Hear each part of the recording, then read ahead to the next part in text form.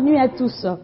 À la une de l'actualité, le Premier ministre et chef du gouvernement a effectué ce lundi une visite au parc agro-industriel de Bukangalonzo en compagnie de quelques membres du gouvernement, notamment le ministre du Budget, le ministre de l'Industrie, celui de l'Agriculture ainsi que de l'Économie.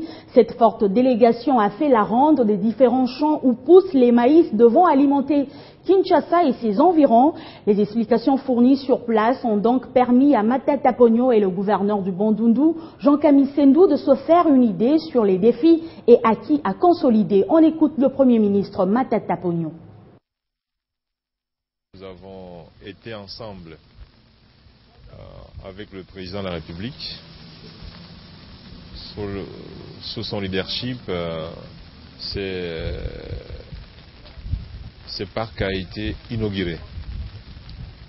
Beaucoup n'y ont pas cru, mais le président avait dit si vous ne croyez pas à mes paroles, croyez un peu à mes œuvres. Et là, les œuvres sont parlantes. Et je crois que nous venons de faire près de 2 heures en train de circuler dans un parc qui a vu 50 km² être planté. Je crois que vous-même, journaliste, vous avez réalisé que c'est effectivement 50 km². Parce que vous ne pouvez pas circuler dans 5 km² pendant plus de 2 heures. Nous avons assisté à la sémence. Maintenant, nous sommes en train d'assister à la récolte. On nous a démontré comment, de manière moderne, la récolte peut être faite. C'est dire que ce n'est plus un slogan, la révolution, la modernité. Dans un domaine aussi crucial comme celui de l'agriculture, tous les pays développés ont commencé par la maîtrise de l'alimentation. Autre titre d'actualité, l'envoyé spécial des États-Unis pour la région de Grand Lac séjourne à Kinshasa. Ross Feingold a échangé ce lundi avec le ministre des Affaires étrangères, Raymond Tshibanda Tunga-Mulongo. L'entretien a tourné entre autres sur les questions de paix, la lutte contre les groupes armés dont les FDLR et les ADF. Les deux hommes ont aussi évoqué la question des prochaines élections en République démocratique du Congo. Suivez. Ce n'est pas la première fois que les deux hommes se rencontrent. La question de la paix dans la sous-région et en RDC figure toujours au centre de leur entretien. Une paix qui passe aussi par la neutralisation des groupes armés dans l'est de la RDC. Russ Feingold et Raymond Tshibanda ont également parlé du processus électoral. Les États-Unis suivent de près le déroulement de ce qui se passe au Congo. Nous avons parlé sur la nécessité d'éradiquer toutes les forces négatives en République démocratique du Congo. Nous sommes conscients que nous avons réalisé des progrès remarquables avec le M23 et les ADF et nous suivons de très près la traque des FDLR.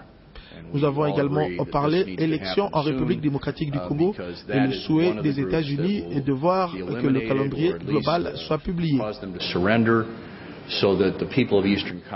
Une importante délégation de l'Union africaine arrive cette semaine à Kinshasa. C'est la nouvelle qui est venue annoncer au chef de la diplomatie congolaise, le représentant de l'Union africaine en RDC, Mendou Menze. Je l'annonçais au sommaire de ce journal, signature ce lundi du programme conjoint de lutte contre les violences sexuelles entre la RDC et les organismes internationaux. Avec cette signature, le ministère du Genre et ses partenaires s'engagent à lutter efficacement contre toute forme de violence sexuelle faite à la femme congolaise. Des signatures comme preuve, s'il en faut, de l'engagement de l'État congolais à lutter sans répit et contre toute forme de violence faite à la femme. Un combat à quel RDC mène des concerts avec ses partenaires internationaux.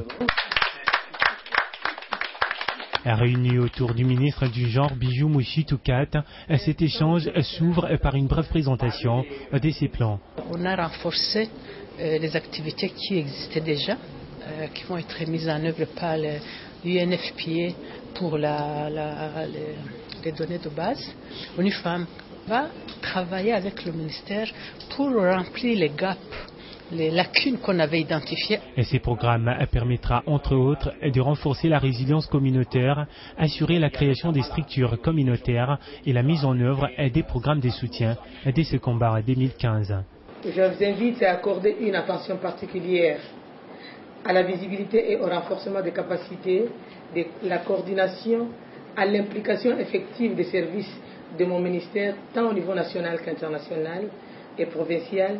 Il en est de même des ONG pour une appropriation locale de tous ces projets. Cette année, le programme vise plus de 7000 victimes de violences sexuelles dans les zones de conflit, mais aussi toute forme de violence faite à la femme en République démocratique du Congo. Processus électoral, le PALU appelle la CENI à publier rapidement le calendrier global des élections. Le parti Lumumbiste Unifié a fait cet appel au cours d'une matinée politique tenue à Kinshasa, matinée qui a permis au parti cher Antoine Gizenga de donner sa position sur différentes questions d'actualité brûlante du pays. Une foule dense venue de 4 coins de la capitale, constituée essentiellement de militants du parti Lumumbiste Unifié, pour prendre part à cette matinée politique très attendue par ces derniers, et car il s'agissait d'ébriser les silences par rapport notamment aux derniers événements qui ont sévi à Kinshasa et sur lesquels les partis ne s'étaient jamais exprimés. Le PALU condamne avec la plus grande fermeté la manipulation politicienne dont a fait l'objet la population, tant de la part des milieux de la majorité que dans les chefs de certains groupes de l'opposition, conduisant ainsi à des pertes en vie humaine inacceptables et à des dégâts matériels inutiles. Le PALU va renchérir par la condamnation du comportement des acteurs politiques qui veulent instaurer les chaos pour accéder au pouvoir. On attendait aussi la position de ces partis et sur les échéances électorales. Le PALU reste de marbre sur les respects du calendrier électoral et qui du reste doit être publié dans sa globalité. Par son attachement au respect de l'architecture normative de la République, le PALU exige le respect des échéances constitutionnalisées, des élections et la publication rapide d'un calendrier global par la CENI. La publication de ces calendriers globaux permettra, selon le PALU, d'apaiser les esprits et d'éviter les dérapages dans ce processus. Élection du prochain gouverneur de l'Équateur, ces sujets dominent toutes les conversations et les candidatures pour la succession de Feu Koyagialo ne cessent d'être annoncées, parmi elles celle de Roger Bakita. Les détails avec notre correspondant à Mbandaka, Pamafi Otenga. Interrogé pour clarifier ses positions, Roger Bakita, qui se fait candidat du peuple, tout en maintenant ses ambitions légitimes de diriger la province de l'Équateur pour une alternance de la classe politique et réconcilier la population de ses dirigeants opposés pour une crise de confiance et selon ses propres termes, appelle tout le monde à la réflexion face à certaines conditionnalités qui pourraient bloquer la bonne organisation de cette élection. Au niveau de l'Assemblée provinciale, par exemple, Roger Bakita fait signaler deux problèmes majeurs. La validation des mandats de plusieurs suppléants qui attendent remplacer les députés provinciaux décédés l'année dernière, mais aussi l'on doit envisager des solutions pour la problématique depuis les 17 députés provinciaux et qui ont exercé d'autres fonctions et voudraient à tout prix réintégrer l'Assemblée provinciale. Bakita évoque en outre la mise en place imminente de 26 nouvelles provinces en RDC dont les lois en la matière n'entendent que leur promulgation par le président de la République. Pour ce faire, le candidat gouverneur Bakita se pose la question de savoir si le nouveau gouverneur qui doit être élu maintenant sera pour quelle province. Ainsi, Bakita Roger interpelle les instances compétentes du pays, notamment le président de la République, pour une issue heureuse de cette situation. Mbandaka Pamafi Otenga, Radio Télé 50. Écho des partis politiques, le Parti de l'éveil pour la conscience, le travail et le développement a organisé samedi une matinée politique à Kinshasa. Objectif, installer d'abord le comité provincial de ce parti dans la capitale, mais aussi mobiliser sa base face aux échéances électorales à venir en République démocratique du Congo. Regardez. C'est une forte mobilisation qui a régné à l'arrivée du ministre de la Santé publique et autorité morale de l'ECT à la foire internationale de Kinshasa. Après les honneurs officiels, Félix Kabange-Numbi a eu droit à un bain de foule qui l'a conduit jusqu'au pavillon 9, salle prévue pour la manifestation.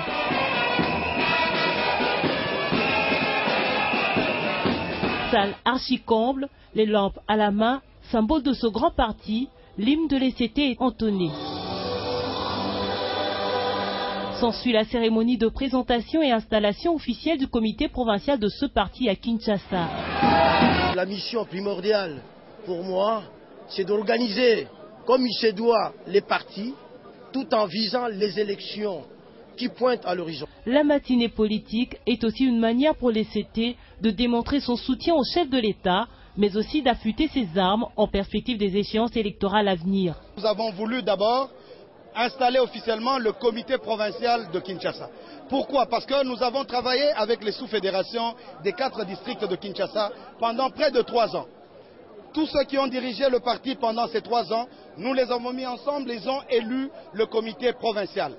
Nous avons installé ce comité et nous allons continuer jusque dans la rue. Nous avons voulu montrer que la majorité présidentielle existe à Kinshasa. Et l'ECT est l'un de ces grands partis qui peut mobiliser et qui mobilisera encore pour la majorité présidentielle, pour notre autorité morale, le président Joseph Kabila Kabange. La vision de l'éveil pour la conscience et le travail est de s'implanter à travers toute la République démocratique du Congo. Parlons de la tournée du ministre de l'Industrie le week-end dernier dans les différentes sociétés installées dans la commune urbano-rurale de Maluku. Sur place, le constat est amer et Germain Kambinga a promis de tout mettre en œuvre pour améliorer surtout les conditions salariales des agents de ces entreprises. Une journée de samedi, pas de tout repos pour le ministre de l'Industrie congolaise. Nous sommes dans la commune urbano-rurale de Maluku, qui doit abriter la zone économique spéciale, ce projet visant à favoriser l'investissement dans le pays. À la société Fer et Acier de Kinshasa, Germain Kambinga s'est rendu compte de l'évolution des travaux qui sont au niveau de la construction de la clôture de la parcelle. Dans les installations de la Régie des eaux, devant approvisionner la population en eau potable, le constat est plutôt amer. Plus rien ne tourne dans l'usine suite à une panne de moteur. Un peu plus loin, c'est la société sidérurgique de Maluku, faisant à ses jours l'ombre d'elle-même, et qui reçoit le patron de l'industrie congolaise. Les problèmes liés à la situation salariale des agents de Socidaire, restés 119 mois impayés, étaient au menu des échanges entre les représentants de la firme américaine Global et Germain Kambinga qui espère trouver une solution. On va travailler, on va faire ce qu'on peut faire, donner le meilleur de nous-mêmes, espérer trouver une véritable solution parce qu'effectivement c'est un joyau. Ce qu'on voit là, il faut que la fumée recommence à sortir, on doit pouvoir y arriver. Bon, on va se battre, donc donnez-nous juste le temps de travailler. J'ai tous les dossiers et rassurez-vous. La firme Global avait signé un contrat en octobre 2012 avec le gouvernement congolais en vue de relancer les activités de ces fleurons de l'économie congolaise après des décennies de fermeture suite aux pillages successifs ayant secoué la ville de Kinshasa entre 1991 et 1993. Échange de vœux à l'Association catholique pour la communication. Le membre du SIGNIS se sont retrouvés au centre Lindongue dans la commune de Limete pour partager la joie. À la même occasion, la vice-ministre du Plan, qui était l'invitée d'honneur, a été présentée à l'association. Les détails dans cet élément. Troisième congrès national du SIGNIS, c'est au centre Lindongue que les membres s'y sont retrouvés pour une cérémonie d'échange de vœux. L'invité d'honneur, c'est elle, la vice-ministre du Plan et membre de l'Association catholique pour la communication. La cérémonie a été marquée par 3 temps forts. D'abord, le message de l'officiant.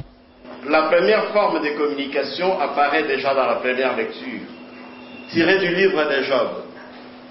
C'est ce qu'on pourrait appeler la communication surnaturelle, ou la dimension verticale.